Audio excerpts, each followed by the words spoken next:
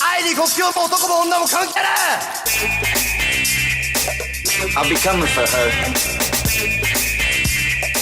やっちまえ And I'll be coming for you too. Lock it loud! Sure you will, and I'll be waiting. I want Tom Cody.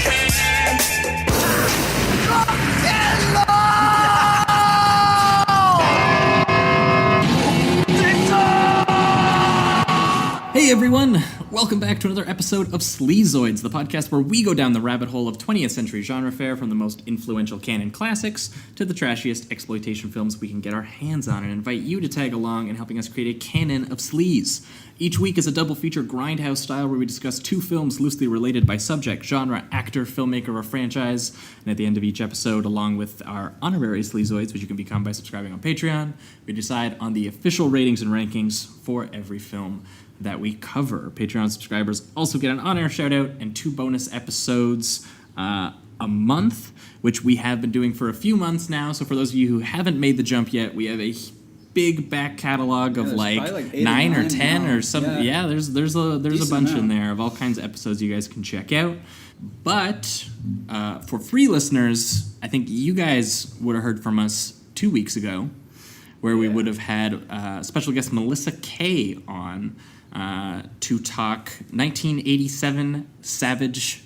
Wait, that's wrong. Stage Fright Aquarius. It was 87, right? That's 87. Yeah, that's the 87 one. So many 80s. Yeah, I think the 80s has actually been the biggest decade we've covered so far, just by accident. Yeah. But we found some real good hidden gems, I think, that not a lot of people seem to talk about. Yeah. Stage Fright was a really cool, stylish slasher by a understudy of Argento and Bava, both Italian giallo filmmakers.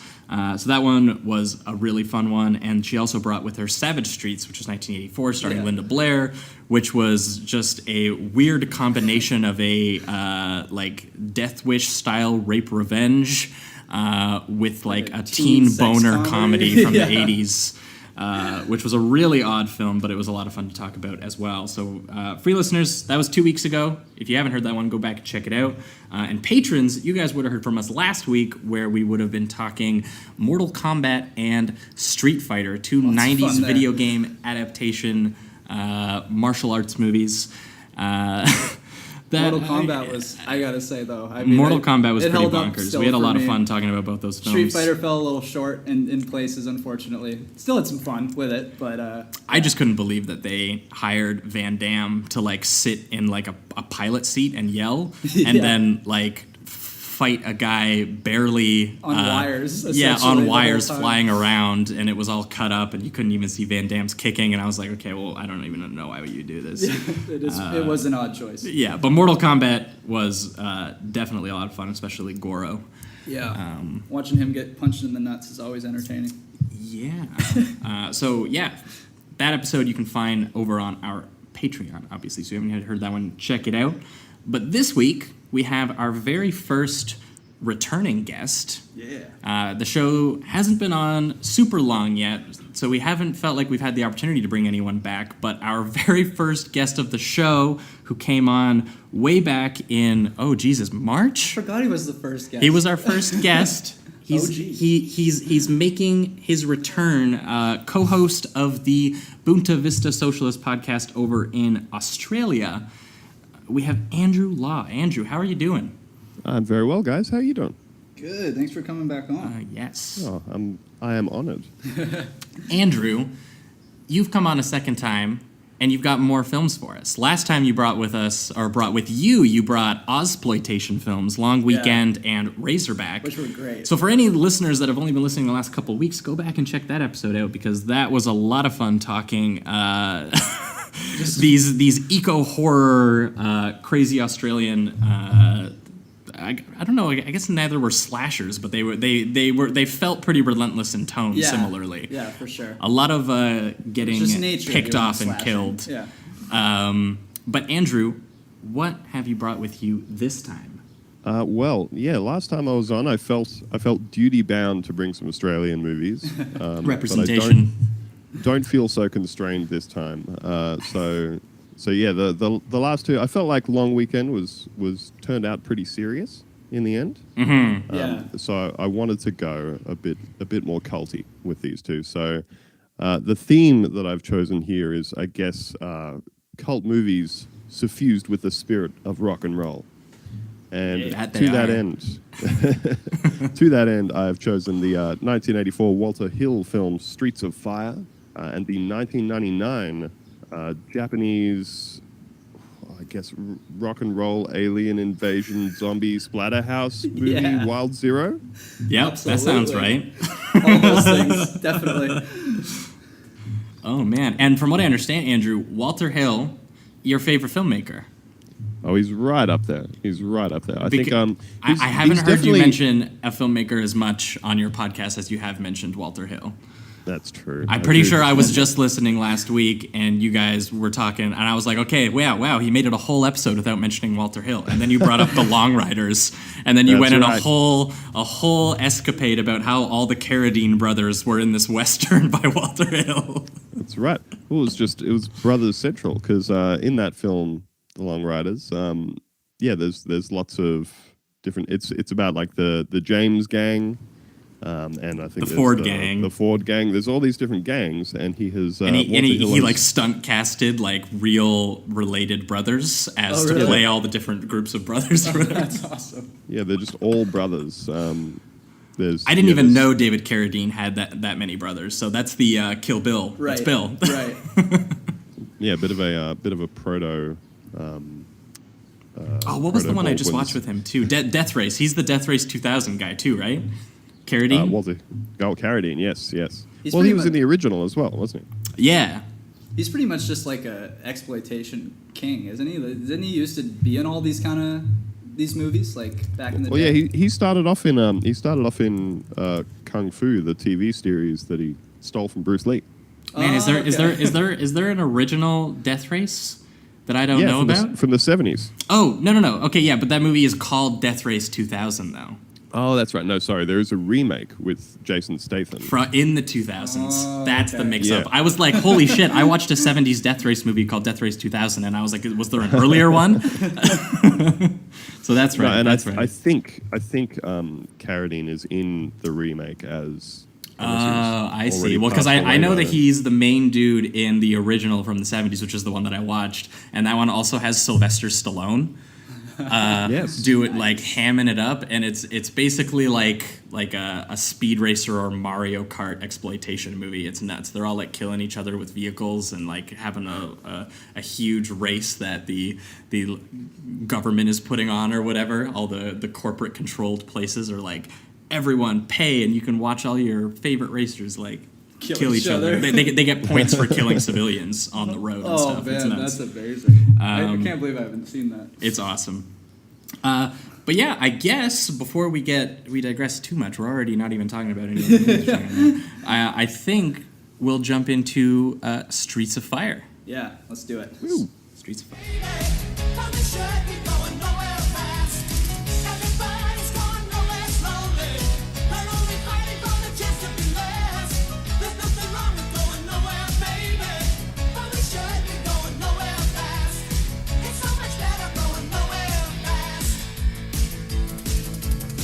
Now, from the creators of 48 Hours, Universal Pictures presents Michael Paré, Diane Lane, Rick Moranis, and Amy Madigan in a Walter Hill film, Streets of Fire. All right, we are talking Streets of Fire, the 1984 film directed by Walter Hill, a self-proclaimed rock and roll fable. Yeah. Another time. Another place. It stars... I do love how ambiguous the time is. Oh, yes. Yeah, well, because it's like 50s and 80s and 70s. It's blending them all together in this weird, like, abstract fantasy land. Even the music, like the first, especially the first song, I noticed had elements of very different. Like there was kind of like this 80s synth vibe with a little bit of it, but then they had some 50s like doo-wop going on there too. It was crazy. They just really mixed all the decades. Well, from what I understand, according to Walter Hill anyway, the origin of the film came out of a desire to make what he thought would be a perfect film when he was a teenager. And Walter Hill, born in the 40s, would have been a teen in sort of like the mid to late 50s. Right. So he's a teen growing up in the 50s, and now he's, in his 40s, and he's decided, you know what, no one ever made the perfect movie for when I was a teen, so I'm going to make it. That's awesome. So that's why you see it combining things that he would have loved as a kid from the 50s, but also not wanting to date it so badly for today's, or for at the time, would have been the 80s kids. Yeah. So he kind of combined all of them into this weird, like, neon power ballad explosion, and it's pretty nuts. And I think the use of like how, because it looks like the area that they have set up, the soundstage or whatever it is, it's kind of got this New York vibe in a way. They don't ever, do they say the name of the city? I don't think so. And No, it's they just never tell you where it is. It's just the anonymous some other place, some other time. yeah, because I don't know if they built all the sets, but from what I understand, they filmed most of it on a backlot. Okay. So yeah, it I kind of think gives it was this split. It was split between a backlot in LA and like outdoor shots of streets and stuff in Chicago. Okay. That makes sense. Because I found that when it did look kind of like it was on a soundstage, it actually helped give the vibe that it was in a different kind of dimension or time or whatever. Like it isn't on this earth that we're living on. Yeah, it's definitely trying to create this weird sort. Because I wouldn't call it sci-fi, but like it wants to do this otherworldly fantasy aspect to it, which you wouldn't expect from a sort of like neon gritty 80s teen movie based in a city. But it's especially with such a grounded story, which is essentially just save the girl in a way. Right? Yeah, and it's all. I think Walter Hill said it was all custom cars and kissing in the rain and rock stars and motorcycles, and like this is all pretty grounded stuff, but I think he wanted to give it that otherworldly quality to sort of make you fall in love with it the way you do as a kid, where you idolize it, where you look at it in that kind of light. And I think you really feel that. Maybe it's a parallel to what you guys are talking about there in terms of the feel. I would think of maybe something as well like the adaptation of Sin City, where it was very, very obviously even more hyper stylized than this movie, which I still think would have been considered hyper stylized for its time anyway. But even down to that really sort of the sort of film noir dialogue and everything. There's that real sense of this is how everything is here. This is how everyone acts here. This is how everyone speaks here. Like there is an internal universe to the movie. Yes, beyond just setting. Absolutely, it sets up its own universe, so the stuff that takes place in it makes sense. But when you think about it in retrospect, a lot of the time, like for example, I mean we're jumping a little ahead here, but there's a finale where that is just two dudes beating the shit out of each other with like coal hammers. But it's so epic. It's like a lightsaber duel. And like when you think about it, you're just like, that doesn't really make sense how this is such a huge deal. But again, it does feel like that sort of teen movie thing where you blow these things up and so that they mean so much. And I don't know. It's interesting because the thing that worked the best for me about this was Walter Hill's passion that you could feel throughout the entire movie. You could genuinely feel the sincerity of this dude. There's no irony to the tough guys in this movie. It's just he just loves the idea that maybe there's a good tough guy out there. And so many of them play it straight as well. That you never question this very overt fantasy world. You just kind of get sucked up into it, which is the experience I had watching it. Well, that's something that's really interesting to me about Walter Hill movies, and this movie is kind of a perfect encapsulation of it, is that his films are definitely like hyper masculine. They're very, very, macho. like you say. Well, yeah, you can look across his sort of filmography, and there's he made The Warriors. He made The Driver. He made 48 Hours. He made like Red Heat. Have you guys ever seen Red Heat? I haven't seen Red Heat. No. Red Heat is really good. It's like the mismatched buddy cop comedy with James Belushi. Which one's the one from K9? Which one's the Belushi who didn't die? Jim. Jim Belushi. Yeah. Jim Belushi and Arnold Schwarzenegger. And Arnold Schwarzenegger is like a cop from the Soviet Union who gets sent over to Chicago to sort some shit out. That sounds ridiculous. It's great. It's got scenes like him walking into a seedy hotel room where there's like porno playing on the coin-operated TV, and he just shakes his head and goes, "Capitalism." Oh my god. But yeah, between like a lot of these movies, like Last Man Standing as well, you know, a lot of them have this really hyper-masculine sense. But it's not, and I don't know if this is a stretch, but it's not like this sort of fragile, self-aware hyper-masculinity like you would see in, say, movies like The Expendables, you know? Right. Where in The Expendables, it is just... It's not posturing, you know? He's not trying to be cool. He's just looking at these things. Yeah, movies like The Expendables are just constant parades of guys doing like this incredibly weak dick measuring stuff. It's all a big pissing competition, and it all seems like this kind of, you know, facade. But the Walter Hill stuff, like you said, it just really seems to me like he's just taken these really core components of what it is that he liked about Westerns and, you know, 50s movies and all those sorts of things, and he's just distilled a certain essence of it, where that's just what the characters are, you know, as a really primal driver, as opposed to, again, the idea that he's gone, I've got to try and make this character look tough somehow. Yeah. You know, it never seems like it's reaching. Yes. Absolutely. But as you alluded to, like the story, I was really struck by a combination of how much I enjoyed the film, while also being very aware of how incredibly spare the plot is. Yes. Yeah, well, see, definitely. that's where you get sort of that Western feel. Like, it feels very basic. Like, it's a very easy gang of setup. bandits come in and kidnap a local. Yep. And then they hire a lone gunslinger who's a little moody and a little difficult to work with. And he gathers a band of misfits together to go and get her back. Like, that's a pretty bare bones. Yeah, and they don't get along. You know, there's tension between the group and all that. Yeah, it's a very bare bones style Western plot to it.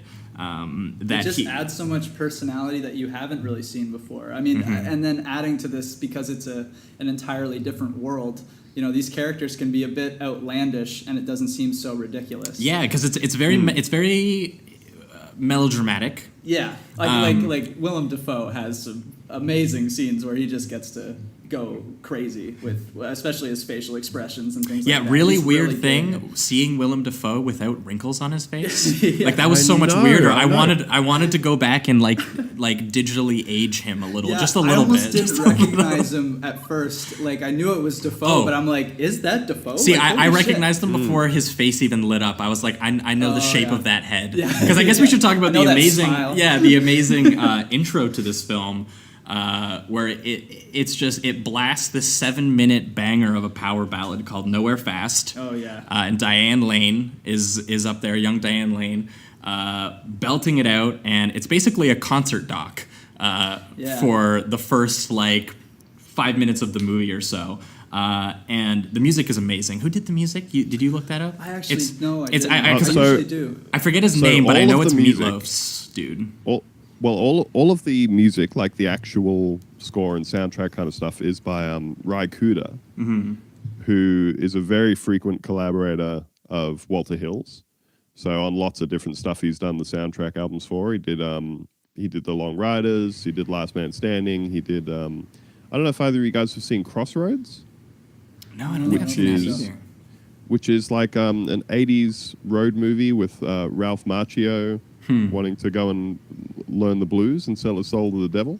Oh, you know, I've heard of it now that you say that. Yeah, because he has a great little guitar scene at the. I'm sure there's a few, but there's one in particular where he's on a classical guitar, and that's like the only scene I've seen. But it's good. It's really good. Well, the movie ends with a climactic guitar battle between Ralph Macchio and the devil's right-hand man, who is Steve Vai.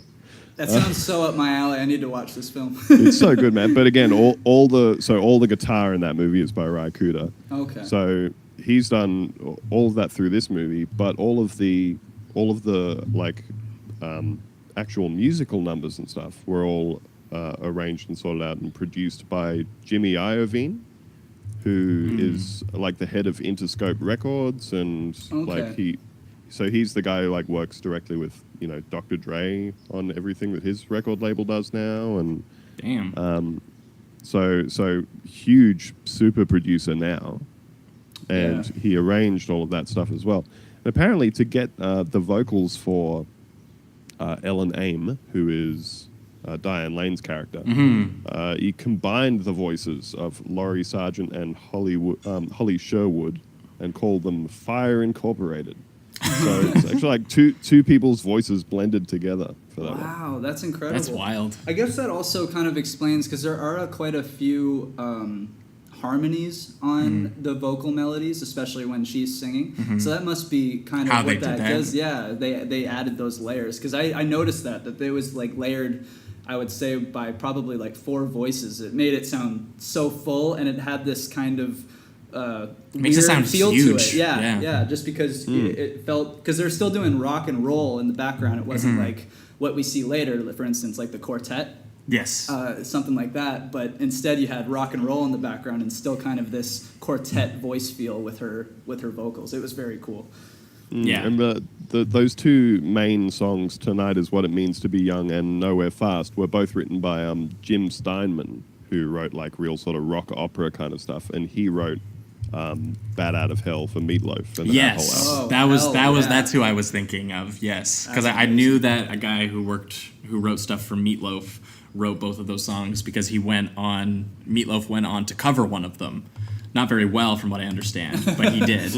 But he gave it his best. Yeah, because I guess Meatloaf just liked the song so much. But yeah, it opens with Nowhere Fast, 7-minute of just sort of like this neon concert. Again, this song feels huge, and she's playing it to this sort of huge crowd of locals who are just absolutely in love with her and in love with the music and the vibe. And the movie, I think, is trying to, in its own style, replicate that vibe so that you get sucked in the same way all these people are. And then Willem Dafoe, a very young, creepy Willem Dafoe, comes in all silhouetted, and as soon as I saw the shape of his head in silhouette, I was like, oh, that's Willem Dafoe. And then it lit up, and I was like, oh, Jesus. But Willem Dafoe, I forget his character name, but he's the head of a biker gang. Fantastic name. Oh. Raven Shattuck. Nice. Raven Shattuck, Jesus. An all leather motorcycle gang that decide that they have some affection for Ellen Aim and her band. Yeah. And mostly just Ellen Aim, I guess. Yeah. Right. And they start a riot. They start going nuts in the concert venue, and they kidnap Ellen Aim. Yeah. And that's kind of what sets the plot in motion, is that Ellen Aim's former crush, former tough guy, former man, Tom Cody, played by Michael Pare. 2 first names, that's what we're about. Tom Ricky Cody, Bobby, man. Dude, it's so Tom tough. Cody. It's so tough. And he's coming back into town because his sister wrote him a letter saying, hey, your ex-girlfriend just got kidnapped by the local gang. Please do something, please. She sent him a telegram. A telegram, doesn't she? Which, again, is like just completely anachronistic, but fits right into the vibe of the movie. Yeah, because they all have cars and shit. They have phones. But fuck it. Call him. Telegram's more romantic. That's what that's about. Oh, exactly. Well, but it also meant that they could. I think that whole opening sequence is great because it's just all this really tight, propulsive editing around showing you the concert happening, which again has a lot of like sort of 80s neon and laser lighting and stuff, which doesn't fit into the 50s thing, but either does the sort of... and these huge power chords and the editing rhythm to like the tempo of it. It's nuts. Yeah. But while all this is happening, they're also sort of showing you, all the action outside on the streets. They're cutting back and forth between, all the like excited kids coming into the concert, and they're showing you just kind of people tooling around in their hot rods and on Yeah, and I'm pretty sure one of the motorbikes, and cops they're is like, "Hey, can we go watch the show?" Like, yeah. completely inept. And I gotta say, the cops don't seem like they do a very good No, job they're in awful. this city at all. They kind of Well, yeah, walk it seems around like and there's- threat people. Like that's it. Yeah. Seems like there's two cops for this entire section of the city. Yeah, exactly. But yeah, they do a really good job of just kind of spending this 7 minutes of this song happening, just editing around back and forth and really establishing the kind of the setting and what all the costuming looks like and the vibe of the whole place, all the way through to, you know, Raven and his gang coming in. Yeah, I'll be honest, the first like 10 minutes of this movie like completely sold me. Like I was so swept up by the first 10 minutes that I was just like, okay, well, I'm on board with whatever you're going to do here. So You've laid out the universe. yeah, even very well. even when Tom Cody returns to town and he gets into a little round of fisticuffs with the local greasers or whatever who are trying to start shit in his sister's diner, and he just like slaps a dude unconscious, and I was like, I've never seen someone slap someone unconscious like that. Like normally too, with a slap, you got this sense of like it's a little weaker or whatever, but not when this motherfucker slaps. Well, like, no, and he goes like front hand, backhand, front hand, backhand, like the shit out of him, man. just over and over until the dude is just unconscious, and I was like, wow. He was literally fighting with just open hand. Yeah. The whole group. It was great. Well, I loved when he stood up from the diner counter in that scene and took off his trench coat to reveal his button up shirt with no sleeves and suspenders. And it was like a denim button up, just that had the sleeves torn off of it. Yeah, and he even like his character is kind of he has that vibe of like just kind of a little aggressive. Obviously, he means well with who he's standing up for, but there was actually a line, and it was talking about because he had previous work in the army or whatever, and he was like, "I like shooting the guns, but I didn't get no medal." So it was like, you know, he didn't get the honors that would come with the fighting, maybe because he was just like, "Yeah, I like the weaponry." Yeah, there's a lot of sort of post-war attitude to this that comes from in both the form of that and the Amy Madigan character McCoy, who is also a vet that he meets in the bar.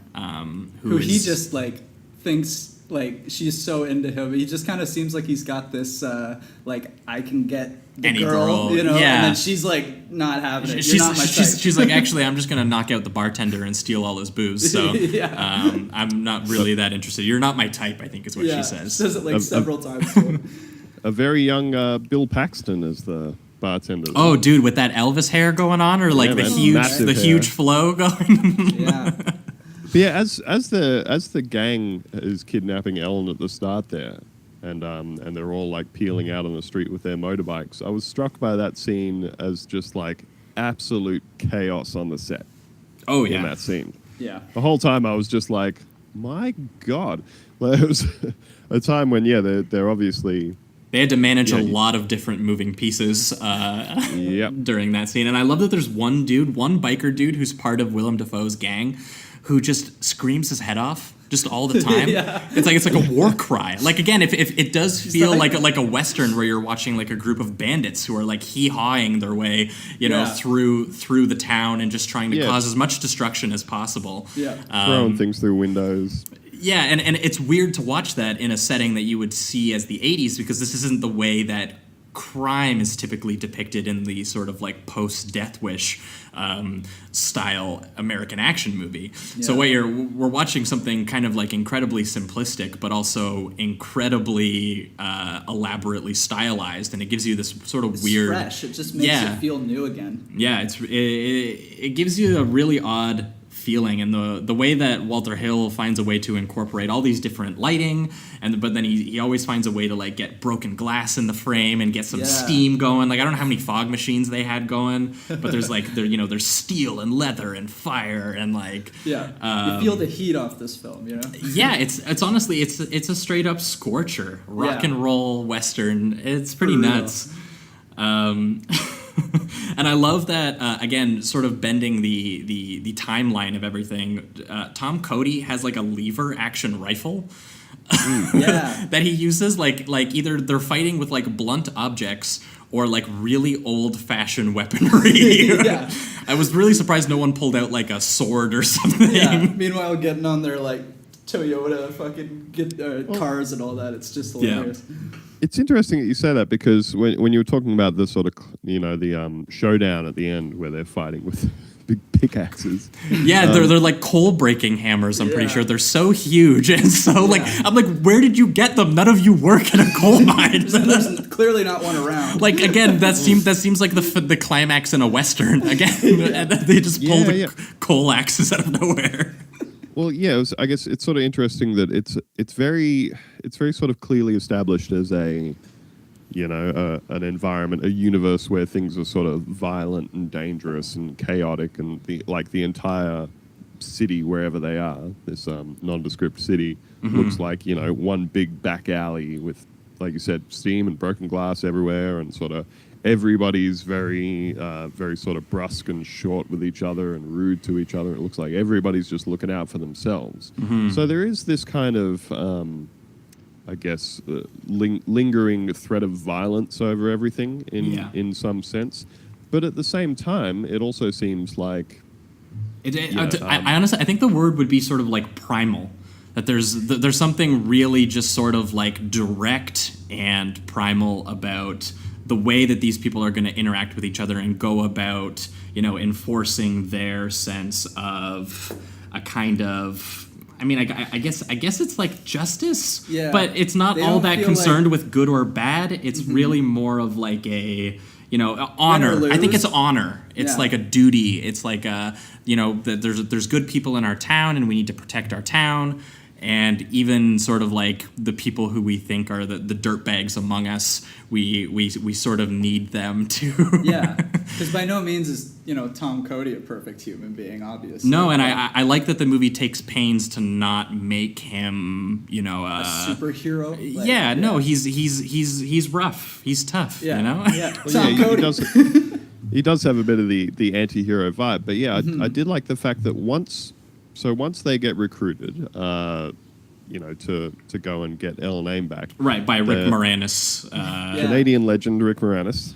Yeah, and being total cuck in this movie. It's like But even him, even he's just a dick the whole time. Yeah, just like, why don't you shut up and do what you're told and get your money? Everybody. I really, really enjoyed like how snappy all the dialogue was all through this movie. Really like that really sort of 50s gumshoe movie kind of like everybody's just really snapping on each other.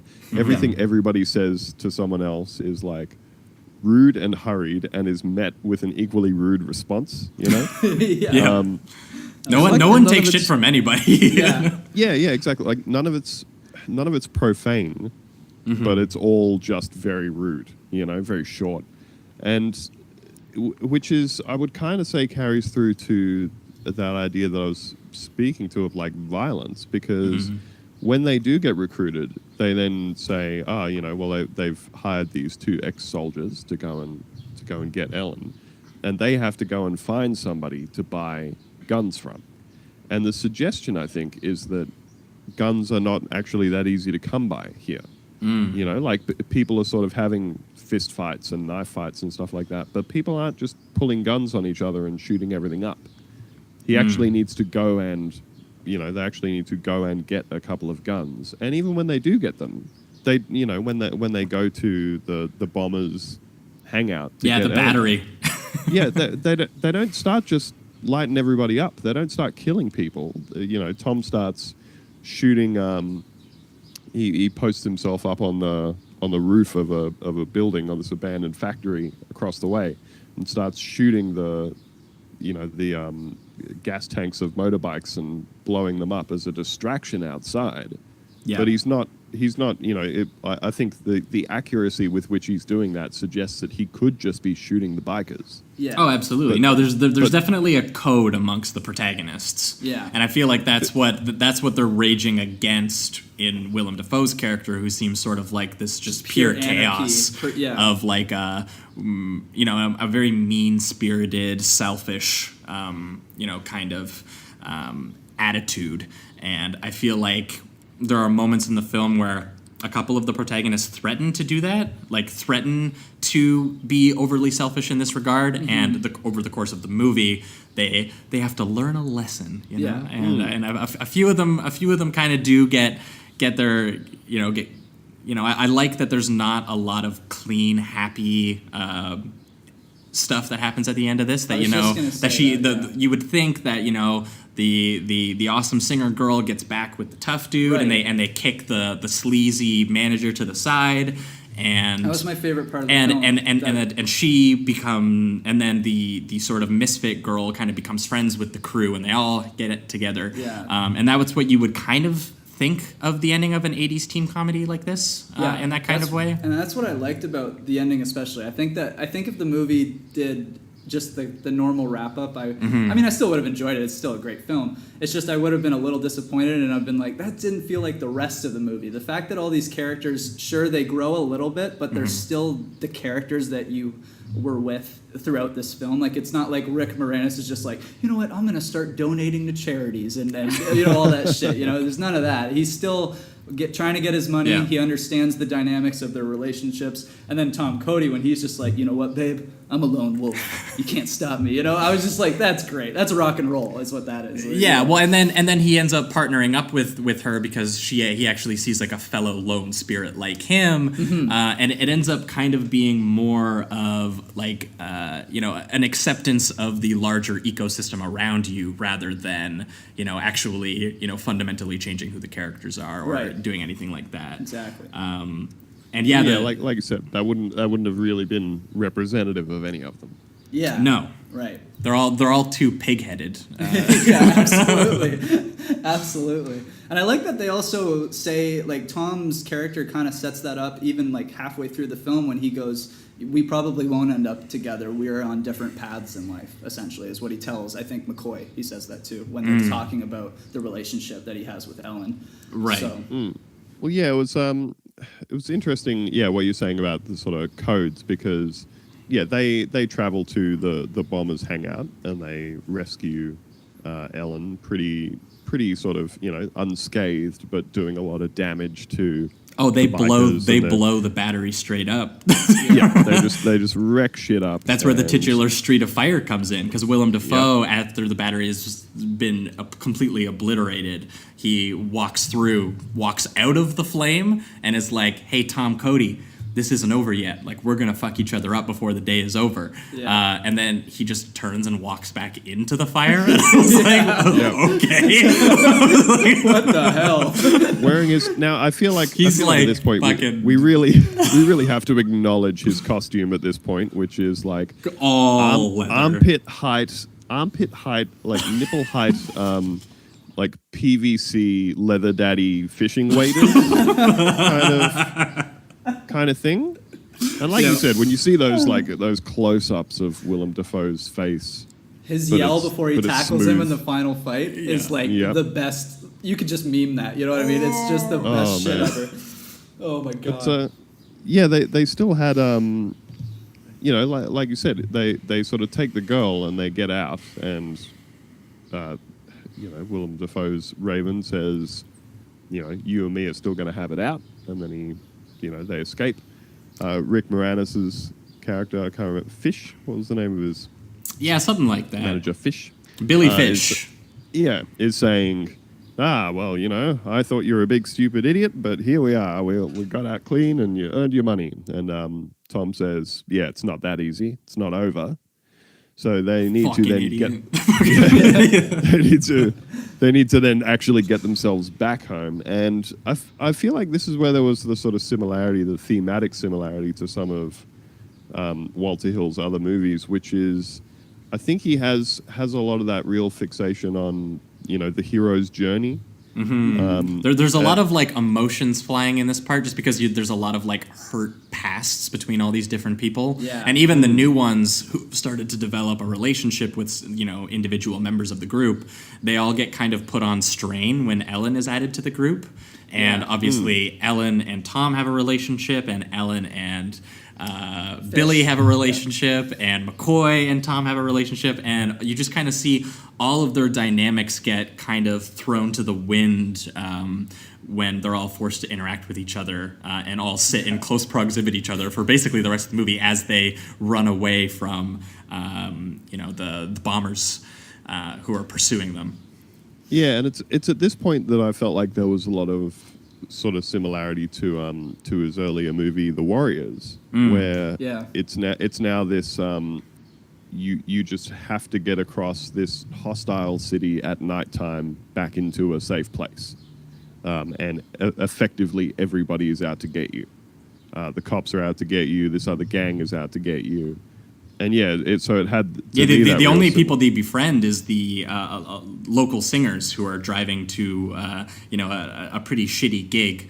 Which unfortunately also Rick or Fish ends up kind of becoming their manager, and although like the last thing he says is they end up getting to open for L and AIM, which is good for them. Which is But I have this feeling because Fish is going to take them on that I'm like, oh no, I don't know. Like if they made a sequel, I don't know if they would have made it. You know what I mean? Just because of they would start raging against the Fish, you know. Well, yeah, they only wind up encountering these guys in the first place because they have to ditch their stolen car. Right. And they're looking around for some They're out wheels. on the street. Yeah. They're out on the street, and they find out the cops are looking for them. So they basically just carjack this tour bus. Yeah. Just a like a repurposed, school bus. Well, and then they have a really odd interaction when they get pulled over by the police, or they get stopped before they can cross back into the part of town they were in before. And it's an odd interaction because the cops are pulling them over for a legitimate reason, which is that they're looking for whoever just blew up an entire bar. And the people who they're looking for are in there. But then they start like giving them a hard time over like the band that they're with. And it becomes this really like, do you know what? You guys aren't on our side either, so fuck you. Yeah.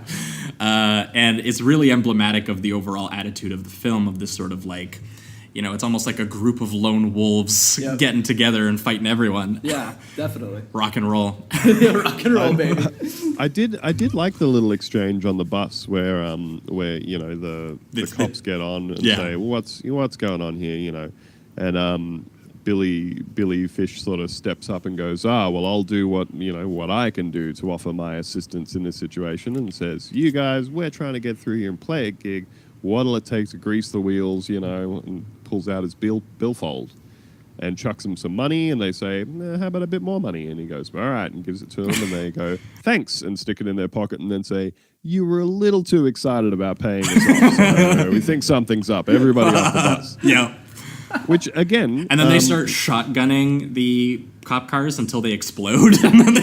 Yeah. So, and again, Tom marches them out with a shotgun at their back, gets everybody to lie down, and then he just shreds their cars and motorbikes before getting everybody out of there. So again, it's not... There was the... It was like, cops don't get too greedy, man. Like, just take your goddamn money.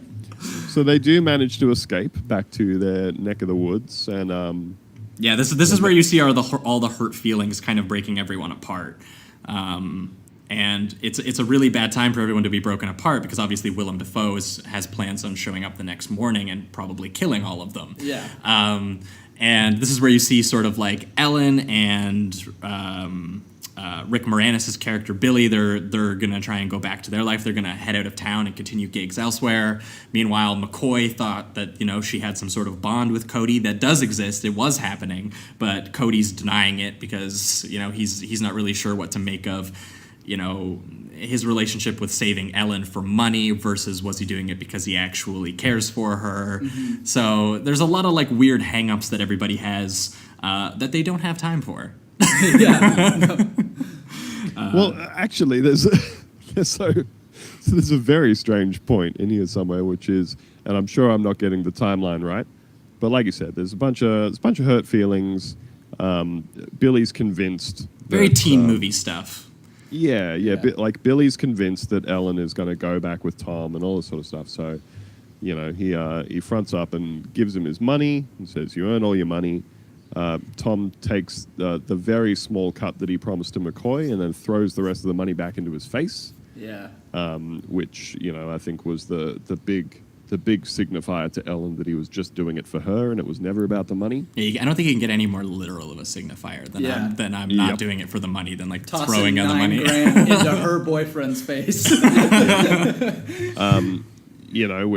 Which makes Ellen run downstairs and kiss him in the rain. And Oh, it's very romantic, Beautiful. very Very good dreamy, stuff.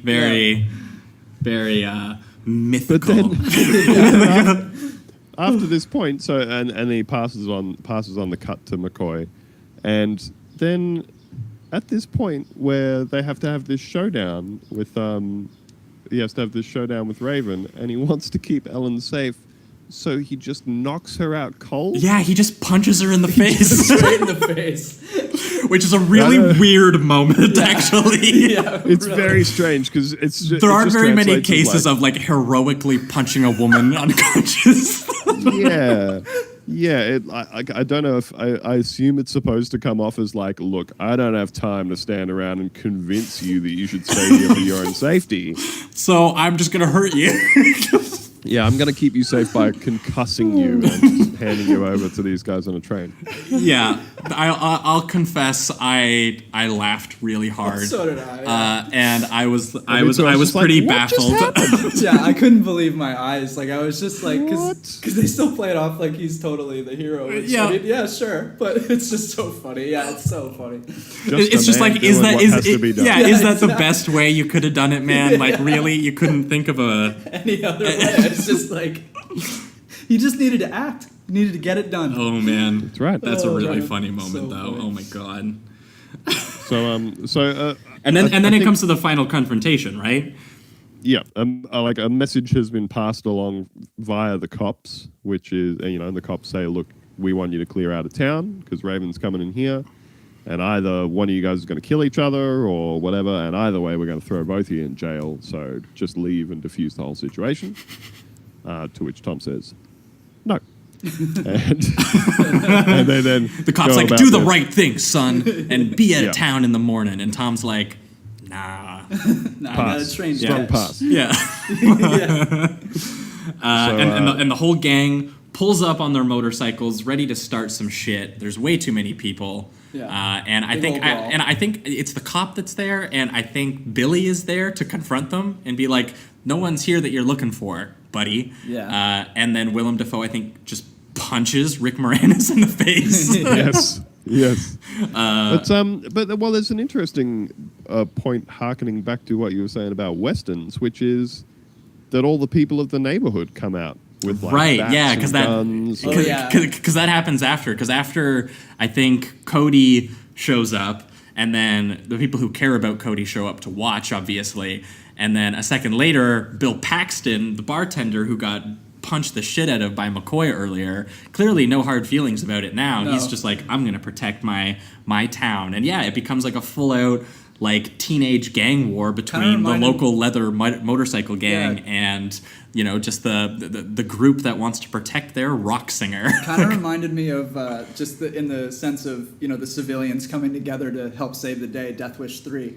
They come all together at the end, and then just to battle the A little bad bit more guys. teenage rebellion, sure, a little bit for more sure. sweetness, For sure. and yeah, definitely a little less. Yeah.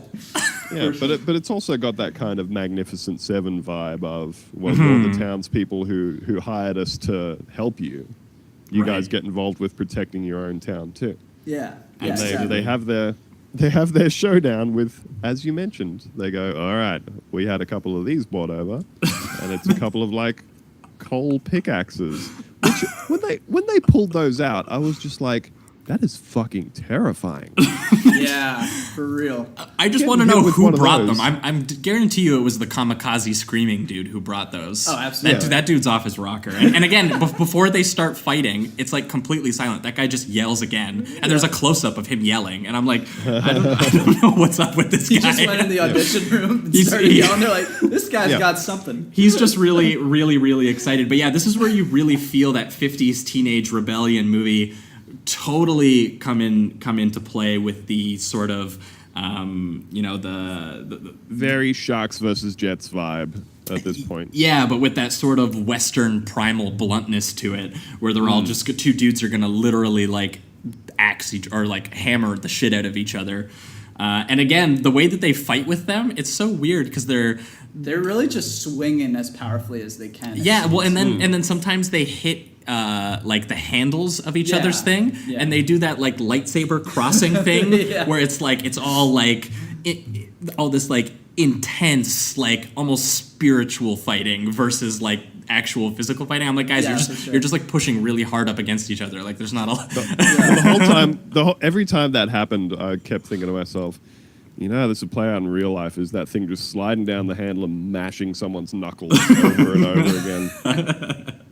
But they do have a moment though where Tom manages to disarm Raven, who's standing underneath him, and so at this point, presumably he could have just pulverized his skull like a rotten pumpkin with his big pickaxe. Oh yeah, speaking of which, I love the bit where Willem Dafoe, all leather, takes off his leather jacket to reveal a complete leather like just undershirt, and I was like, what is the point? But yeah, you're right, because he's got Willem Dafoe on the ground, and Cody has a chance to completely obliterate him, and Cody is just like, nah, man, I have a code of honor, and that is I'm not going to just bash some teenager's head in with a hammer in the middle of the street in front of the entire town. Yeah. Yep. But then they start the fisticuffs. Oh yeah. And then they finally get down to it. And again, it has so that was another moment of code, of a bit of honor among street toughs. And once they have finished and Tom has finally knocked Raven out cold. Yeah, he punches him in the face like 20 times, and Walter Hill cuts on every single one of them so that you feel each one. You get ready for each swing. And then they're sort of finally finished, and his Raven's sergeant at arms, his wordless right hand man who's been with him the whole time, sort of stands and stares for a minute, and then he just goes, "All right, let's go." It's done. Scoop him up and throw him onto a motorbike, and they all just get out of there because again they've sort of gone, well, that was the deal. It was obviously these two challenging each other. They've lost the principled battle, so therefore there's no they war. Still have some principles. Yeah.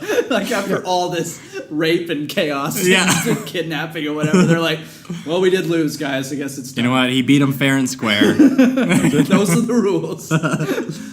Yep, and then everyone kind of goes back to their lives a little bit because Ellen goes immediately back into putting on a concert. It's almost like she just had like a concert disruption, for like a day. She goes right back into it. She starts performing. Tonight is what it means to be young, but opened by the sort of like African American doo-wop band that they had. The Sorrels, they were called. Yes. Yeah, I love their contrast too to everything else because it's kind of they have like that smooth sound to them, whereas everybody else kind of has that grit, rock and roll kind of in your face vibe, and they just had that smooth vocal styling that they had. So it was a really cool contrast. Yeah. So the film is bookended by two concert sequences basically, and that is the Nowhere Fast and Tonight Is What It Means to Be Young. And Tonight Is What It Means to Be Young specifically is very, I find, both lyrically and tonally like this like ephemeral quality of like that really captures these characters in the sense of it's all about the actions you kind of make in the moment, and having that code is what kind of led to Cody making these decisions in that moment, even if Cody isn't always the best dude. Like he just decides to punch women in the face because they are being obtrusive to his plan. But it was for her own good somehow. Yeah, but he shares a kiss with Ellen, and it's like lit in this like really deep neon red, and it talks about. The song's all about how we're dreaming and we're living in the moment and all of these things, and you really do kind of just get swept up in it largely. It's sort of like dreamy, retro future dirtbag, neon craziness. Yeah. It's very pure and it's very sincere, and honestly, I fucking love the shit out of it. So. Oh man! And again, he stays true to his character. You know, he says to her, she's kind of thinking, "Oh, I wonder if we're going to be back together now," because you know he's shown me that he loved me by not doing it for the money or whatever. And you know, he says to her, "You know, I'm not going to be the kind of guy who's going to be like carrying your guitars around." Yeah, not gonna be your roadie. And that's it. Yeah, if she was, you know, she's like, fair enough. successful- Maybe when my life has changed, I'll come find you again. But Yeah. you know, this isn't gonna work. But until now, he remains the lone wolf. Yep. So Ellen, but Ellen he stays. says to her, Oh yeah. He says to her, you know, if you ever need me for anything, you know, you call and I'll come. So he basically just says, you know, anything like this ever again, I'll show up. It's show up and I'll tough be guys there. speak for "I love you, babe." Yeah, exactly. Yeah. You just can't say it. You can't break that I wall like- down. But I like that he's also just kind of stating, you know, But he's there at her disposal, really, and that is his sign of affection for her. Yeah. yeah, and that's the core of what his character has been in this movie as well, which is, you know, the ex-soldier mercenary, like you were saying about calling in, you know, a lone gunslinger to sort out a situation. He's like, if you need that in the future, I'll still be that. Yeah, and then he drives off with McCoy, his loner compatriot. Yeah. And they're gonna go save another city, I imagine. Yeah, that's what They you should imagine. have made a sequel. They should have made a sequel. Well, that was apparently those two Walter Hill turning up wanted all to. the town. He wanted to. Apparently, he thought of this as the first movie in a franchise about Cody. man. But we aren't going to live in that world because this movie bombed at the box office. It did horribly. But I guess we'll enter the reductive rating round on Yeah, this one, I probably think. We went a little long on this one. For me, honestly, I've seen a couple Walter Hill films. I think this is my third or fourth one that I've seen. This is my favorite one that I've seen, and the one that I've most deeply felt. And I think that a huge part of it is the fact that Walter Hill is just genuinely expressing a sort of like childlike wonder for this particular setting, which is a setting I both enjoy too. I love westerns. I love teen movies. I love 80s power rock neon, and it feels that there's just something very truthful and elemental and pure about this movie that I don't think we get a lot. And I loved its sort of like mythic fantasy dirtbag quality. I don't think I could ask for more in a film. And I'll leave you actually with the words of friend of the show and writer that I love, Sydney Taylor, who wrote about the film. And she said that you're going to hear a lot of words like trash and bad and dumbass surrounding this movie, but don't think that it's only valuable for its aesthetics. It is Greek tragedy. It is post-war nightmare. It's one of the best comic book movies. It's one of the best musicals. It's sci-fi. It's young adult. It's opera. It's like 50 different things and like nothing else before it. It's influential, magical, and mystical. And it's yesterday, today, tomorrow, and forever. And I couldn't agree more. So it's super 5 out of 5 for me. Oh, nice. What about you, Andrew? Yeah, like a couple of the other things that I wanted to sort of shout out about this movie that I think really, really help it along as well is this movie is an incredibly tight 90 minutes. It is just that perfect length of a movie. I think that the editing is super tight. I love the dialogue. I love the characters. I love the lighting. I love the shooting. And like there's really something to be said for, you know, like I was saying, it's a real sort of hero's journey. The events of the entire movie take place across the span of what is probably a weekend. You know, everything that happens in that movie is pushing forward the plot or the characters. It is just really tightly edited. It's propulsively edited. You know, especially for that whole middle span. Where they are, well, it's It's fast. There's like never a dull moment. Yeah, for sure. Yeah, and something that I know a lot of people have a lot of criticism and scorn for is like Christopher Nolan movies where, you know, people say, what about these plot holes and that sort of stuff? But also with a lot of Christopher Nolan movies, they are so tightly edited purely with a mind to just pushing the movie forward that I find myself saying a lot of the time, if you just keep a movie moving forward, there are so many things I'm willing to forgive.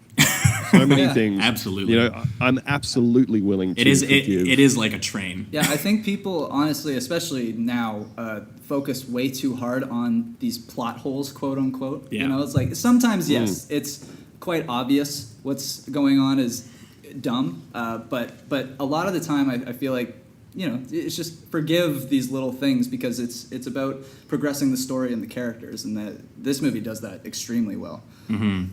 Yeah, and like I said, rewatching this movie, I'm sure I've seen it ages ago, but rewatching it, I just found myself enjoying every minute of it, and not a second of it in an ironic way either. No, me Yeah, neither. oh, I think that's 100%. what Sydney was getting at with people calling it like trash or sort of like pulp in a sense. When I really don't think so. I really think that this is an expertly produced film, and maybe the script could have used a little, I could see someone reading the script and not seeing where its value lies until you see what Walter Hill does with it visually. But to me, the style is substance, so I don't really understand how people don't get that. I think that this fantasy land that Walter Hill creates aesthetically is more important than anything that a character might say that you think is silly. Absolutely. And even then, he is creating, a childlike thing that he would have loved. Tough guys, motorcycles. They're going to say silly shit. And for all those reasons, that tight editing, great amount of time, there are very few wasted moments in the whole film.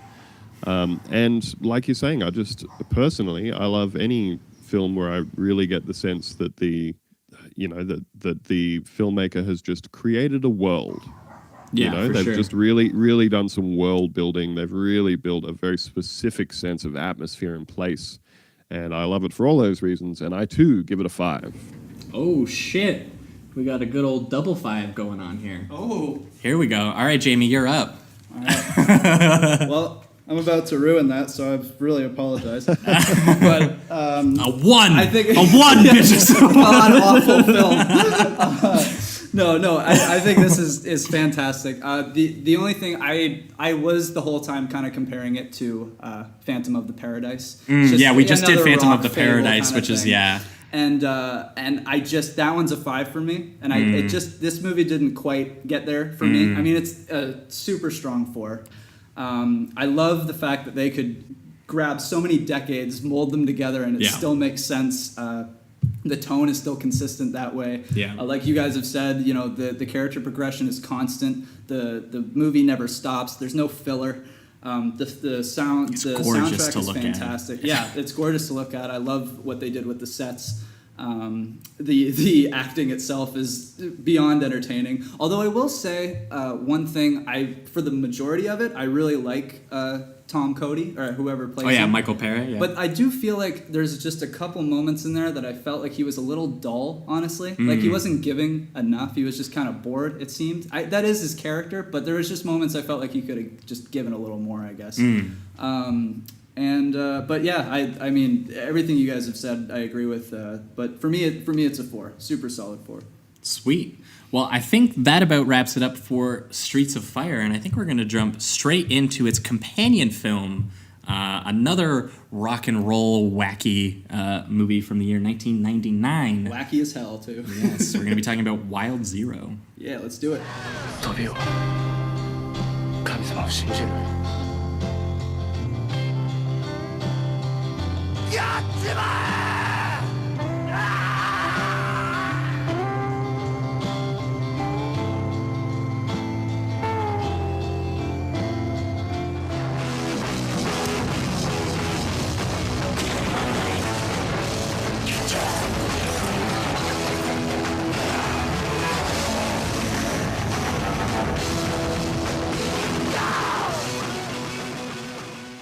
Well, we are back, and we are talking Wild Zero, the 1999 Japanese alien invasion zombie splatter horror film / punk rock extravaganza by Tetsuro Takuchi. There's a lot going on in this film. Either way, the film is totally bonkers, and I never heard of it. And hardly anybody that I follow on, I don't know, Andrew, if you know the website Letterboxd, but it's where I kind of keep track and log of all my films. And I follow a lot of people on there, and I can generally get a basic idea of what kind of like friends and colleagues that are also fellow film critics and writers kind of have an opinion of a movie. I knew like 2 people who had seen this movie, so I was like, I had There's no only idea. like 1,000 logged-ins on Letterboxd. Yeah, so this is one of the most obscure movies we've talked about so far on the show. For sure. 100%. And Let's begin. there's probably reasons for that, and I guess we'll get into it when we talk about the movie. But I guess the idea is that there is a Japanese punk rock band from the 90s called Guitar Wolf. That's the name of the band? Or are they just That is Wolf? correct. No, they're Guitar Wolf is the band, but then they And have he's Bass also Wolf. the name of the singer. Right? Yes, who plays guitar. The leader. Because then they have Bass Wolf and Drum Wolf. All the members of the band are Wolf that collectively make Guitar Wolf. Absolutely. Yeah, for the record, in case it wasn't clear, they are a real band, and they are also playing themselves in this horror movie. Yes. Which is, And I just assumed that based on, one, the acting, and 2, just kind of how they use these characters. They kind of use them as more of like a mythical superhero kind of thing. Yeah, like you get the vibe that you get when you see like a celebrity cameo when they're put in as like this sort of like that they're playing up their. But what I will say is, I think that although obviously their acting skills are minimal because they're just musicians. The movie is trying to look built cool. around them, though, is the yes, thing. and I do think that the leader, the guy that has most of the dialogue in the movie out of the band, although he yells a lot. yeah, but I love that. I think it's part of the kind of this rock and roll punk vibe that this movie has. Like even Because when they're on they're stage, definitely still playing microphones are on characters, fire, right? I think that's the idea, that they've created characters for their band and their performance, and that's sort of now the movie is about these characters. Right, and it seems like the leader is just on 100 all the time. You know what I mean? Yeah, he He's can't just turn like, that shit rock off. and roll, like every single thing he says. Well, It's that's the shit that amazing. saves the day, right? Absolutely, rock and roll. That energy will save the universe. That energy, man. That's what it's about. And I guess and liberation of love. I guess loosely the story is that some aliens have decided to visit Japan, and while they were there, they started turning people into zombies. Yep. And, Blue zombies. And then they fight them, and there's a guy who really loves the band. Obsessed with. He's the obsessed with lead the band. singer. He wants to be part of Guitar Wolf, and he wants to have Guitar Wolf's energy and translate it to his daily life, where he can be a real hero and use it in this specifically as it comes to unfold, this alien invasion zombie scenario, where he's going to use the teachings of Guitar Wolf to save him and save this girl that he's interested in protecting. Yes. And meanwhile, on the side of that, there's also a subplot about a gang, a trio, like Badlands style, like teens driving across the country doing crimes and stuff. Yeah. And I wasn't really sure how they fit in. Yeah, well, they're the ones that kind of like because they turn into the zombies eventually, right? Is that what you're talking about? The couple. Yes, the couple and the other dude. Right, Masao, I think it was his name. Yes. Yeah. Oh, go ahead. Because I was gonna say the opening is a concert. I'm trying to remember this movie a little bit because I'll be honest, I was so flabbergasted by the majority of it that I didn't take recognizably human notes. Like at one point, I just have a note here that says "cute heart." I think that's a thing that happens. No, I know exactly what you're talking about. Yeah, It's the meet cute with Ace and the girl. I can't remember. Yeah. Because Tobio. the heart goes around her head. See, I loved that. I thought that scene was just like one of the most adorably awkward and amazing things I've just ever seen. Like it felt almost anime-like with how the like with the hearts and all that stuff. Yeah. It just felt very stylized, and I enjoyed that. It also almost gave me that kind of vaguely Tarantino-ish vibe of very, very self-consciously superimposing something onto the screen. Yes, I felt a lot of that too. So yeah, the movie opens with a gig taking place in a club. Guitar Wolf are playing. The crowd's loving it. Backstage. Oh yeah, because I guess we should talk about how the music maybe differs from Streets of Fire, but This the music is just pure fucking adrenaline punk rock, like in your face harshness. Yeah, Yeah. it's just And I like love pure that. sort of garage noise punk. Yeah, and it happens throughout the film. Like even when it's just like typical zombies are after you. You're used to the It's scored the by their high music and violins stuff, right, cellos yeah. and whatever. But this is just blast beats and like just well, they're just kicking zombie ass, or zombies are kicking ass as well. And yeah, I felt like the soundtrack just kind of made this movie go like the entire time. Yeah, I felt like it was. I felt like I felt like down. It took place in the universe of one of their music videos, for sure. Which is honestly one of my favorite parts of the movie, is that it just felt like a really extended version of a music video for their tone and style and attitude. Well, have you guys ever seen what's the Daft Punk movie that's like Tron? No, there's Electroma. I don't know that I've seen that. I haven't seen that, no. Yeah, Electroma. That's like it's a full-length sci-fi movie from 2006. Yeah, directed by Daft Punk, and the entire thing is it's like this but for Daft Punk, where the whole thing's just like a weird sci-fi highway movie with the two robots getting about and doing. Well, weird I'm stuff. Gonna find that right when we finish. Absolutely. But that's what came to mind immediately when you were saying kind of like an extended, a feature length.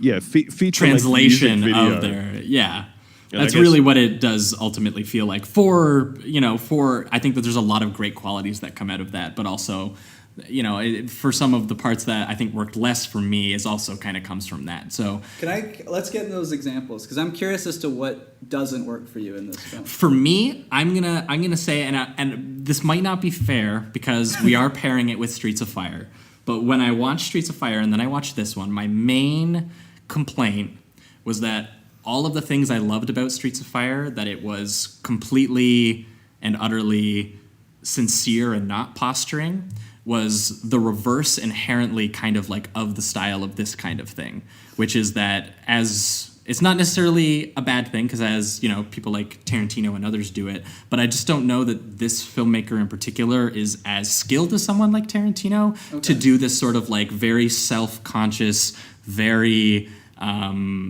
I would say sort of like pastiche. I have a feeling that it's using like a lot of elements of midnight movies, which are very honestly done effectively in its style and very thrilling, but I find it almost not genuine. Oh, okay. And the stuff that worked for me was when it tries a little bit to lean into its craziness? The more romantic stuff. Oh, okay. See, I actually liked the stuff between about the kid who wants to be like Guitar Wolf, and he's like, I need to use their attitude and their style, and I need to become like them. And Guitar Wolf's like, just be cool and righteous. Just be yourself. Yeah, like that stuff I had a lot of fun with, and it was more when it went to the Alien movie and the action and the zombie stuff that it actually worked less for me, if that makes sense. Wow. That I was like, man, I wish I was watching a George Romero movie or like Assault on Precinct 13, where Carpenter like raises that kind of stuff into like what I would consider more artful use of it. Okay. But this almost, the funny thing is, it almost feels like a movie that is not from 1999, in the sense that it is, it's clearly very low budget. A lot of it was shot in Thailand, and the zombies are played by members of the military and their families. Yeah, I read that. I love how incredibly amateur the zombies are.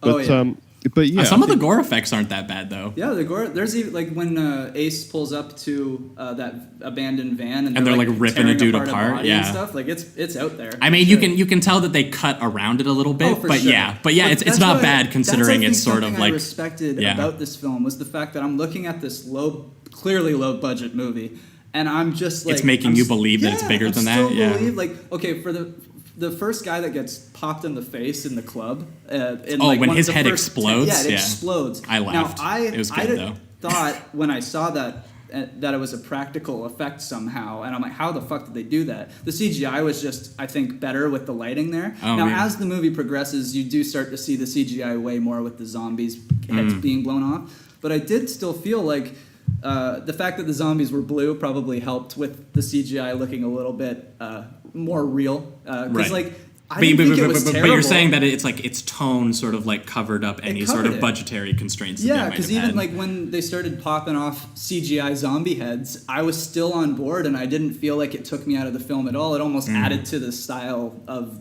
the movie for me. So, yeah.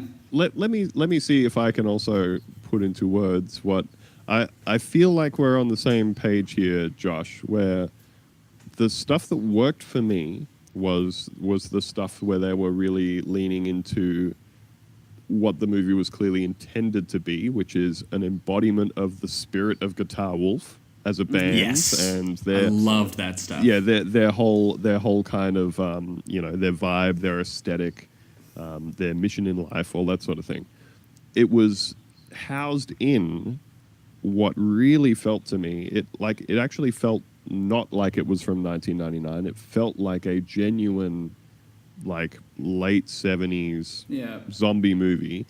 Absolutely. Like a cheap one, in that some of those movies that when you watch them, you kind of feel like they to the extent that they had to, that they were making it up as they went along, as far as scripting and stuff goes. And Right. it has a lot of the very familiar trappings of that kind of genre, in that there are, a couple of disparate groups of people getting around doing their own thing. In this movie, there's Guitar Wolf and Ace doing their stuff. There is a couple of Yakuza guys who are on their way to do a weapons deal with a woman who seems to be like a mercenary or from the military or something. And there's also this gang of small-time crooks who are attempting to rob a gas station, which is where they sort of bump into Ace and Tobio. And over the course of that's the movie, because where Ace does his Ace is number one. Or like whatever he does. And he accidentally saves the store from being robbed too. Yeah. Because he just opens up the door. Tobio, and I love that he comes in and like pulls these knives out, and Tobio just faints like instantly. and the other guys who don't actually work there just stare at him. I did enjoy the absolute ineptness of the criminals, because once they manage to stagger out of there and get back into the getaway car, and everybody says, "What happened? Why is your nose bleeding? Where's the money?" And he just starts crying. Well, that's what I starts love, 'cause crying they in the didn't- car. I'm pretty sure that they didn't actually plan the robbery, because there is a line where they're like, because he comes back and he's like, "So you made us go through all that shit, you didn't even steal anything?" Yeah. That's literally one of the lines. So I don't know if they were exactly on a crime it seems like spree. they were getting themselves so hyped up to do a crime that they forgot to do the crime. Yeah. Like they that they went in and they pulled out the knives and they're like, "We're here to do crime," and they got so stunned by everyone's response to that they just left without actually doing it. Yeah. So I very think as a film, like I said, the intention was, let's make a movie. Let's make like some kind of splatterhouse movie that centers around Guitar Wolf and their deal, their aesthetic. And I do think that it does properly embody. I mean, I'll have to assume, because I'm not familiar with Guitar Wolf outside the film, but I do feel like I have an understanding of the general vibe and attitude and Absolutely. Drinking, doing punk, and just always being about rock and roll 100% of the time. But and do your hair. Make sure you're combing that hair. Oh, It's gotta look slick. and loving, of course. That's Yep, that's gotta the be main thing. Liberated. Yeah, Exactly.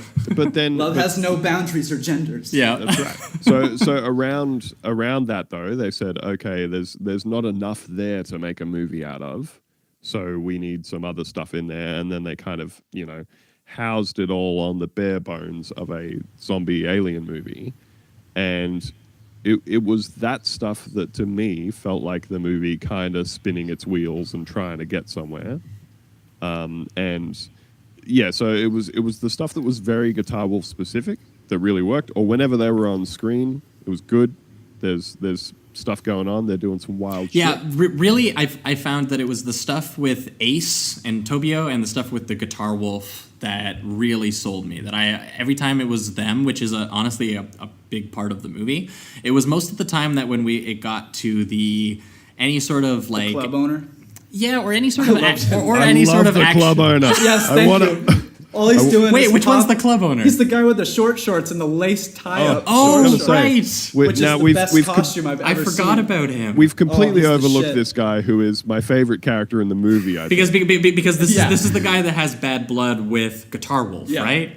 They have a duel at the end and all that. Yeah. So, he's the one who's like He's keeps the chasing after them. Yeah, and I plus think the it's probably zombies. something to do with I don't know, maybe I'm misremembering, but he was like the club owner, so I'm sure it had something to do with their relationship business wise, and then it just formulated into this giant epic, rock and roll battle to the death, I guess. Well, the way that all seemed to pan out was the very beginning of the movie. Guitar Wolf were playing their set in this club. The club owner is doing extremely greasy crime things backstage, like beating a prostitute half to death and forcing drugs into the face of another one. When Guitar Wolf are coming backstage to get what I assume is to get paid or whatever after the show, they see a thoroughly beaten sex worker being led away by one of this guy's henchmen, who all have shaved heads and shaved eyebrows, which is extremely unnerving.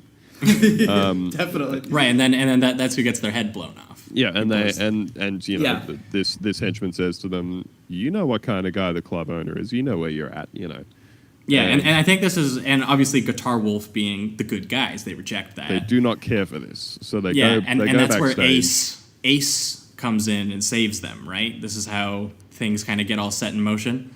Yeah, so Ace is in the bathroom combing his hair and psyching himself up to go into the club owner and demand a gig or something. I don't know. Yeah. And Meet and greet. he walks in the middle of a standoff, getting himself very comically immediately knocked unconscious, but causing enough of a distraction for one of the henchmen to get his head blown off and for the club owner to get 2 of his fingers shot off, which I believe is probably central to his grievance with the band. Right, and then this is where Guitar Wolf goes, hey, this kid, he represents what Guitar Wolf believes. And he gives him a whistle. They then bestow you on whistle him this anytime you need Guitar Wolf. Yeah.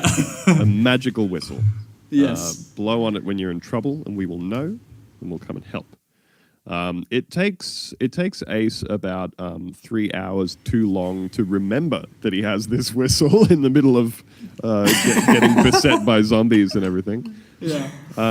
But yeah, I mean, like we were saying, I think that the sort of central love story around Ace and Tobio is really nice, and we would be remiss not to mention the fact that A, this is a movie from 1999. B, the central romance is between a Japanese guy and a Thai trans woman, and so during part of the movie where they're I think they're sort of admitting their love for each other, or Well, I think that they're kind of revealing their inner emotion, selves, because I think that what happens is Ace, realizing that he can't fight off a horde of zombies by himself and not remembering that he has a Guitar Wolf whistle, he goes, I am not Guitar Wolf, or I cannot never be I can Guitar Wolf. I can never live up to the Doesn't have the standards. confidence. Yeah, He's he's a just loser.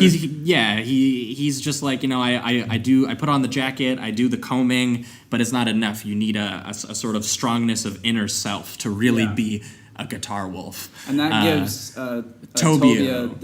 Tobio, right? This kind of courage to show herself, her true self, and then I mean this scene, I will say, like, I think it's just played as maybe and I don't know much about it, but maybe it's a culture thing. Maybe it's that shocking at that time, so they kind of had to play it like it was that shocking, because they do go a little way over the top. Where he's like, moment. whoa! Yeah, like at first when he reaches out and runs away, I thought it was like she had like some crazy defect or some shit like that. But was missing half a body, If anything, like- it just ends up got a penis. So it's that I was a little cross with. I didn't like. Yeah. No, it worked for me still. Like within. Yeah, the it was a perfectly but fine moment, but I was watching it and I was like, this Couldn't is, get away with it se- today, that's no, for it sure. it seemed a little tiny bit much, but then obviously it's sort of That's the point, though. It because is. Then you got Guitar Wolf. The next scene in the room with him going, "Love has no boundaries. Do it." Yeah. Like, It was know? yeah.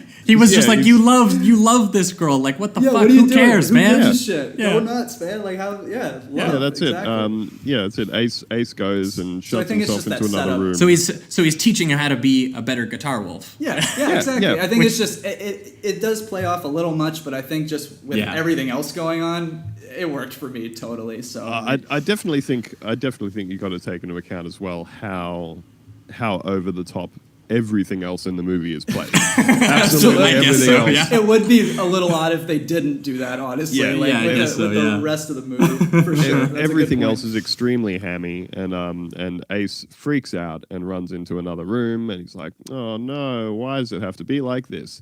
And at that point, Guitar Wolf, the individual as opposed to the band, appears before him as though he was a spirit guide. Just mythic, yeah. Yeah.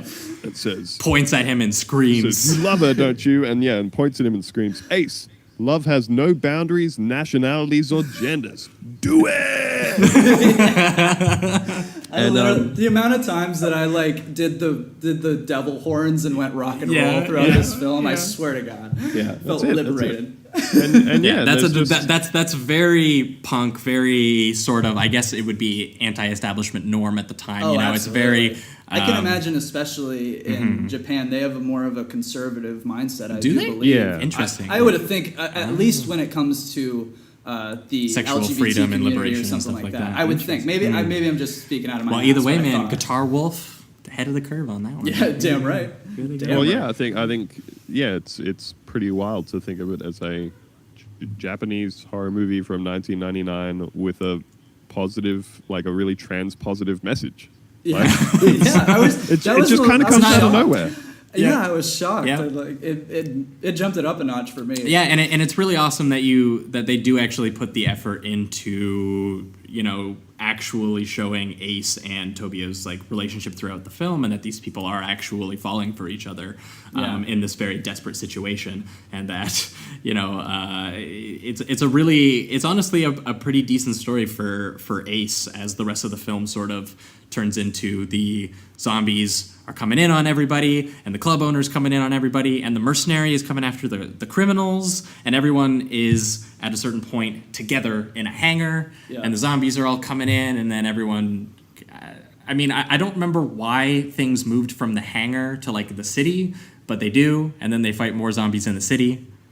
Yeah, I can't remember why they moved to. I know at one point Is they it go to a building. is it because Ace and they're going to because Ace blows the whistle, right? Yeah. So Guitar Wolf goes to help Ace and Tobio. Yeah, and then they're at one point they're hiding from the shootout that's going on, and then because the guy that's been doing drugs on the highway and has a pile of guns in his lap, aka the club owner, has just been driving towards them, and then finally they have their little battle there. Right. And I gotta say, once this happened, I just knew that I loved this movie, because when he blows up the building and Guitar Wolf jumps out of the exploding building, strumming a guitar, yelling rock and roll, and lands in a superhero position, takes out a gun, can't shoot it, reloads his gun, and then starts shooting. Come on. Oh yeah, and then That's fucking the dude amazing. standing beside the dude with the rocket launcher is combing his hair, obviously, to kill slicking him. it back. Yeah. Which it kind of reminded me again of Death Wish 3 with the rocket launcher death. Oh, at the yeah. end. And it had the same kind of vibe, only this one jumped it up a notch for me, just because the guy beside him's doing his hair. They're like smiling with sunglasses. Like, it's just such a cool tone. That the Death entire Wish time. 3 rocket launcher kill is so funny. Incredible. The close up on that dude's face where he's like, "Woo!" It's so good. We should note as well that there are, again, the scripting of this movie is very loose, but you can really see the moments at which they've said, "Hey, you know what? This would be fucking cool." And there's several of those moments, including when they're getting swarmed by a bunch of zombies and Guitar Wolf arrive, and Guitar Wolf, the singer, takes out a stack of guitar picks in his hand, and then starts flinging them with lightning speed, shuriken style, into the foreheads of all the zombies in the area. You're goddamn So right. there's just all these miscellaneous points at which they go, "Hey, here's..." Wouldn't it be super cool if Guitar Wolf killed the zombie this way? Yeah, here is apparently some completely unspecified superpower that Guitar Wolf have had up until this point. And that extends all the way to where they chop a During the UFO climax in half. of the movie, giant yeah. UFO, where Where, once again he's on top of a fucking building, strums the guitar, yells rock and roll, and then his guitar turns into a fucking katana. What other movie does that, guys? Yeah. What right. other film? Pulls a katana out of the neck of his guitar and Slices Just that slices UFO the belly of a in half. spaceship Middle. open. Oh my god. That's rock and roll. That's what that is. Yep. Slices the whole belly of a spaceship open, which I guess is the mothership, because then all the zombies just go "Bleh," and keel over. Yeah. Although there was one great moment where because they have this whole the theme of this movie by the end really is kind of that the liberation of love, and love holds no bounds, it seems, because like they have the couple that turned into a zombie and then they love actually each other as embrace zombies. and Yeah. kiss as zombies, and I was just like, that's fucking amazing.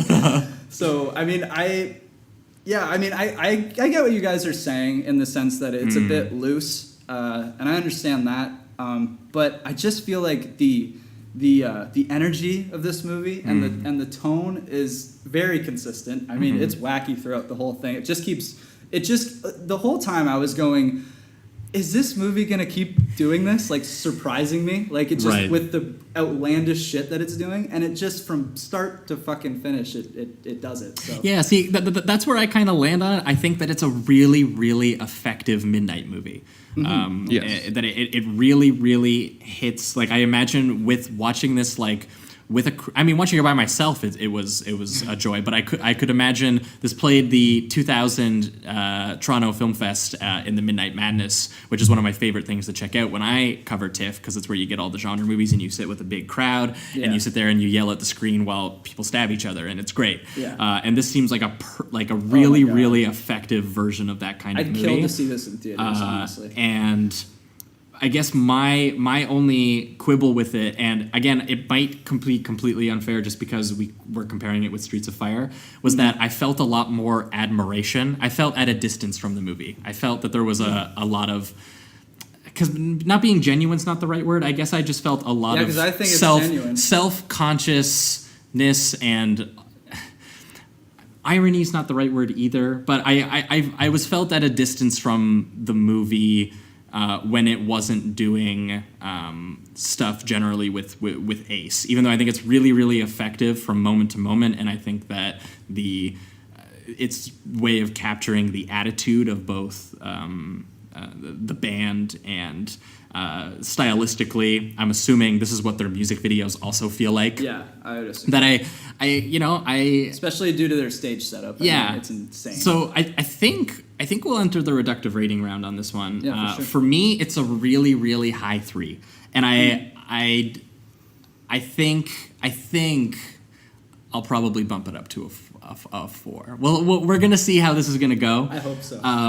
Because I think, I don't know, I was really conflicted about the movie, because a lot of movies, for me, as just someone who watches so many of them, is kind of just a lot of the time how the movie Feel at actually the makes end. you feel. For sure, And yeah. even though I'll look at it in a way that analyzes it sometimes from Yeah, a distance, there's or still some from objectivity. what things are happening. For sure. A lot of the time, when I was comparing this to Streets of Fire, which I just thought was so beautiful, and I felt every second of it, this felt to me sort of like less of a little kid doing this and more of like a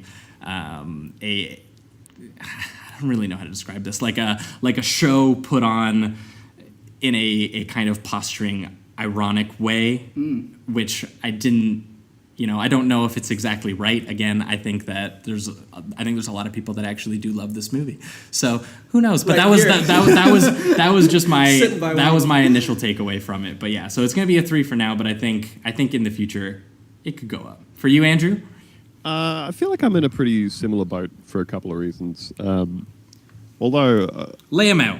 I do think, kind of similar to what Jamie was saying, I think that that the essence of the movie, I think, also aligns very well with like a garage band, that garage punk do-it-yourself kind of feel of a thing that has been cobbled together by people who are doing it for the love of it. I think that it does sort of really carry over. In It does have that low budget charm to it. Yeah, for sure. And like I said, apart from the CGI, it does feel like an older movie to me. Feels like a significantly older movie, you know. But yeah, I am probably in a similar boat to. I did watch this back to back with Streets of Fire, so like right afterwards. See, maybe we're just being mean because it's not Streets of Fire. It's very possible. And also, I just love Streets of Fire so much that Well, like I said, one of the real strengths of Streets of Fire to me was the way that the film just kept pushing forward. And I see what you're saying. And this film has stretches where it drags for me. It has stretches where it just really kind of lets off the gas for a bit, and there's just some kind of secondary characters. Are you thinking like the milling bit where about. they're like hanging out in the forest or whatever? Yeah, just kind of milling about in a jungle somewhere. So it did struggle to keep my attention in the sort of back half of the movie. But that said, I think if you're enjoying it for what it is, which is a very deliberately like sort of punk trash movie, and you could even try pairing it with the Wild Zero drinking game, which is There's a drinking game? There is a drinking game that they Introduce me to that, please. it came out with the official DVD release, so you know it's endorsed too. And that is that you should take a drink every time fire shoots out of something. Somebody says rock and roll. It's my favorite part of the movie. Rock and roll. Anytime anyone yells rock and roll, I get so pumped. Yeah. Anytime someone combs their hair, anytime someone drinks, anytime something explodes, or anytime a zombie's head pops. The only problem is you might die doing that with this movie. Absolutely. Yeah, there's so much combing in the background and stuff. much I feel like you would combing. miss half of them. Every time that Guitar Wolf is talking and they have the two in the background, that's all they're doing. They just look. They take a cool stance and they just start combing their hair.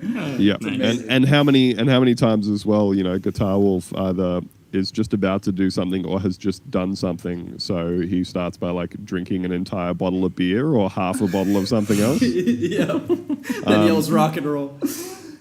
So I'm really similar to Josh here. I'm teetering between a 3 and a 4. I'm gonna. It's a moment of truth, Andrew.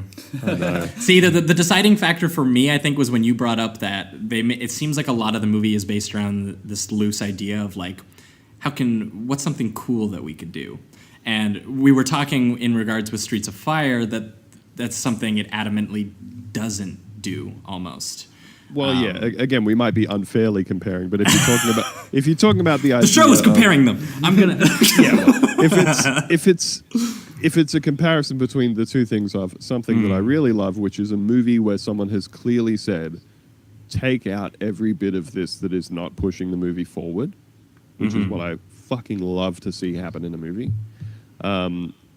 You know, like you were saying, we don't really see that much of that anymore because, like, try and find a movie that has come out in the last 5 years that isn't 2 hours long. You know what I mean? Oh, for real. Oh, well, even some of the, like, hour 40 ones seem to, like, drag sometimes, too. It's really hard to find, like, a really propulsive movie nowadays. There are just so many movies that I look at and think, I really enjoyed that, and you could have taken half an hour of it out. You could have taken half an hour out, and that movie would have been so much better. It would have been so much tighter. But I don't know whether it's to do with, you know, that things are easier to produce these days, or that, you know, everybody's shooting everything digital now instead of on film, or whatever it might be. But apparently there is just not the pressure anymore to edit like there used to be. So yeah, like a 90-minute movie that is just absolutely cut to the bone, which I truly love, compared to a movie that felt like somebody said, here's a fun idea, now let's pad it out. Let's kind of like an elongated music video, which again I'm gonna say is both its best quality and the thing that I think harms it for me personally. But I also think its best moments are exactly because of that. So it's a weird conflict. It's odd because I guess for me, it's a 5. Oh yeah. Yeah, I know. Jamie went out. Well, see, I kind of knew that while I was watching it because I was like, holy, I talk to Jamie every day, and I was like, this movie could not be more Jamie's like general vibe or attitude as a person. Thank you. It's a great compliment. Yep. Jamie is a rocker himself. He is a singer in a hardcore band. Yeah. So Feeling that Guitar Wolf vibe. Oh, yeah. was I ever? Yeah. Dude. So I was like, anytime it's something like this, or it's something like Phantom of the Paradise, where it's a movie about, the music industry and the devil stealing souls and shit. Like that is like it's 100% it's Jamie's movie. Yeah. And I also, like, Andrew, you said just like 10 minutes ago, where it was kind of like they're very much a do-it-yourself band, and this movie felt very do-it-yourself. It felt garage band. It felt punk. It just felt free, and like it was like, we don't fucking have rules. We're like, sure, there's a lot of unstructured moments in the movie throughout, like these little scenes that aren't really, I guess, propelling the film forward. But it was just the character moments that were in those were just so entertaining to me, and I loved, like, for instance, when I'd love to watch this with a crowd of people. Yeah, definitely. Like when the guy I could not recommend this more as a party movie. Like, show your friends. Like, yeah, definitely. Like when the guy is the owner of the club is looking at a girl that's doing karaoke, and he's just like, he's like, is this song popular? Oh, it is? Oh, okay. And then just like starts to slow.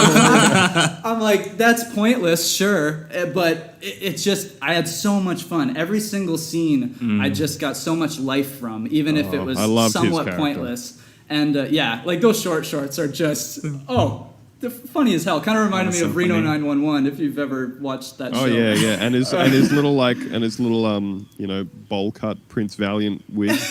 yeah, and then good. it ends up being a wig too. Like, it's just there's just so much to this film that I had fun with, and the overall message I was just shocked by. I didn't know that was where the film was gonna go, and then when it did and it stuck to its guns there, I was impressed and respected the hell out of that. But yeah, for me it's a 5. Honestly, Nice. it's just pure energy, this movie for me. I was so pumped on life when it ended.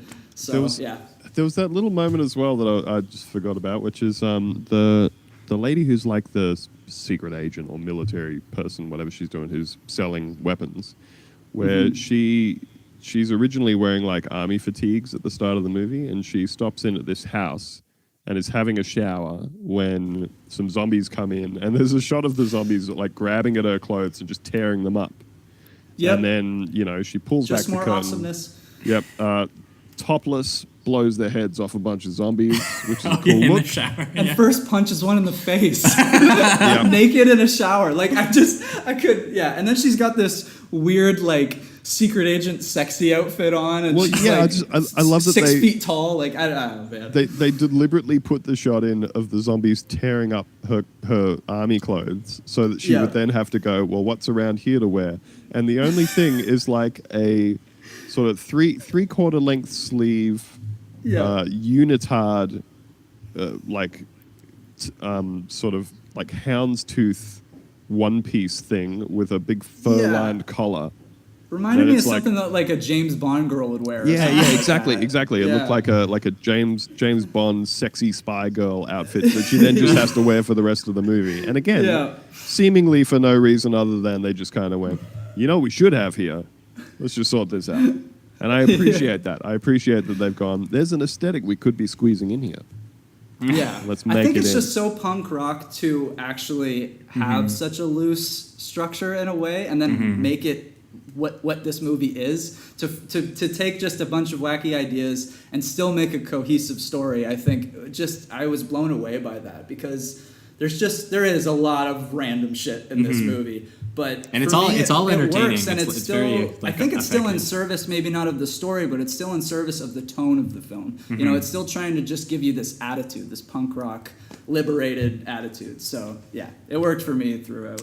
Well, I will give it a 4, and I will say. Oh, Andrew's been convinced to upgrade. Yeah. Look at that. I think we can definitely say that both movies just embody the spirit of rock and roll. Absolutely. Oh. I can't wait to go back to these two. Well, I guess that'll do it for this week's episode of Sleazoids. That was Streets of Fire and Wild Zero. Two Heck of a double feature. Yeah, punk rock actioners is a lot of fun. Andrew, thanks so much for coming on again and bringing these movies with you. This is having me back.